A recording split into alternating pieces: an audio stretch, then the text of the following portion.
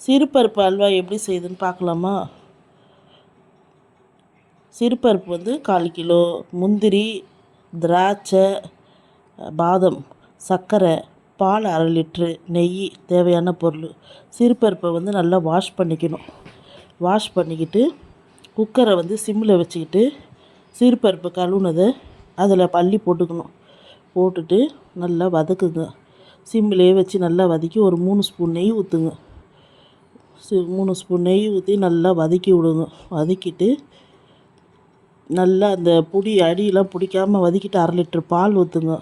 நல்லா திக்கான பால் ஊற்றணும். ஆரஞ்சு பாக்கெட் பால் ஊற்றிட்டு அதில் ஒரு 3/4 பாக்கெட் தண்ணி ஊற்றி நல்லா கிண்டி சிம்மிலே வைங்க. சிம்மிலே வச்சு ஏலக்காய் ஒரு 3 போட்டு நல்லா கொதி வந்தோன்னே தான் நீங்கள் வந்து குக்கர் மூடணும்.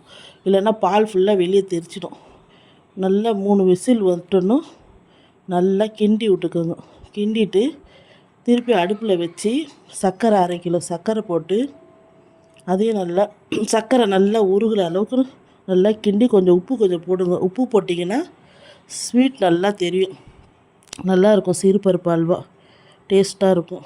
நல்லா சர்க்கரை கரைஞ்சிட்டையும் நல்லா கிண்டி விட்டுக்கிட்டுங்க. ஒரு கடாயில் வந்து 3 ஸ்பூன் நெய் ஊற்றி முந்திரி, பாதம் போட்டு நல்லா பொரிய விட்டுட்டு நல்லா பொரிஞ்சொட்டியும் திராட்சையும் போடுங்க. திராட்சை நல்லா உப்பி வந்தோன்னே அதையும் எடுத்து சிறுபருப்பு அல்வாவில் அப்படியே ஊற்றிடுங்க.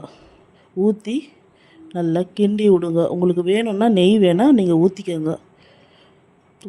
ஊற்றி டேஸ்ட்டு பாருங்கள்.